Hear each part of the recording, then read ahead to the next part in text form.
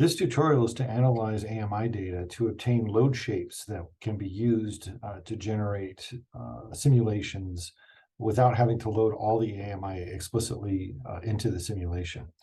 To do this analysis, we need to add the load shape pipeline to the OpenFIDO pipelines that are available. The pipeline that you need to load comes from GitHub and is available in the load shape pipeline. So we add that pipeline and we view the runs. We want to start a new run. We're going to use the form to fill out to provide all the information that is needed. The data file itself has to be loaded, and that data file here in this case is provided in compressed form. It's a CSV file with a GZ extension. And that allows us to select that file. That file then gets loaded up. We need to check the columns to make sure that they're correct. So we can do this by looking at the headings. In this case, because it's a compressed file, we have to use the gzcat command. We notice that the columns match up correctly, except for the time zone column. Notice that here the time zone column is named TZ, but the time zone column in the form is by default specified as time zone. So we correct that to make sure that it maps correctly. Everything else looks okay. The timestamp is correct.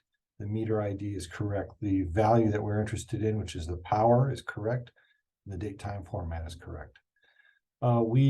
In this case, we're just going to use the default 4 groups for the analysis, and the output file that will generate for the load shapes will be called loadshapes.csv, and it will also generate an image file. At this point, we're not interested in any of the GridLabD models, so we will simply run this analysis to obtain these 2 files.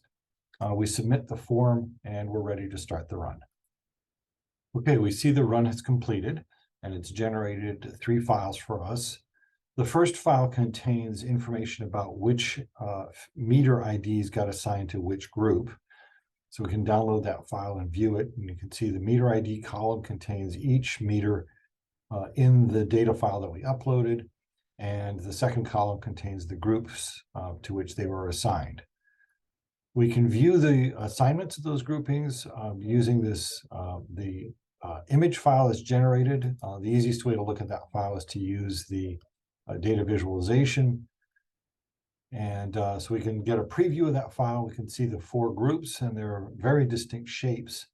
If we want to preserve that for usage later, we can name the image and add it to the chart, and we now have this available. We can copy and paste it if we need to.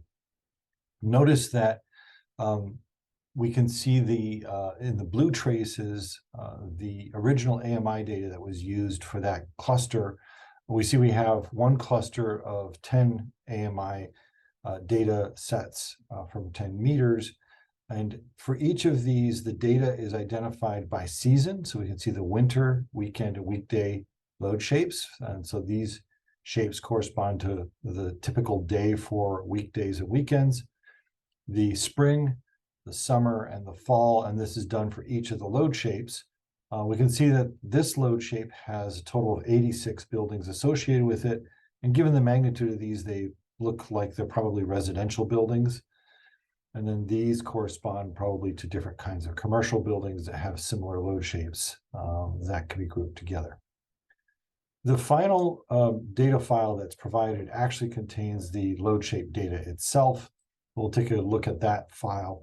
And you'll notice that each of the groups is listed, and then each hour load is provided, first for winter, weekday, starting with hour 0 all the way to hour 23, and then winter weekend, again, from hour 0 all the way to hour 23, and so on for each season, all the way to fall weekend, hour 23, which would be the last entry in that file. I believe this makes up a total of 192 columns, gives us all of the data that is generated by the analysis. So this is a very compact representation of the AMI data that is in the original data file with the clustering analysis results available for other use. So that's it for this analysis, and thank you for watching.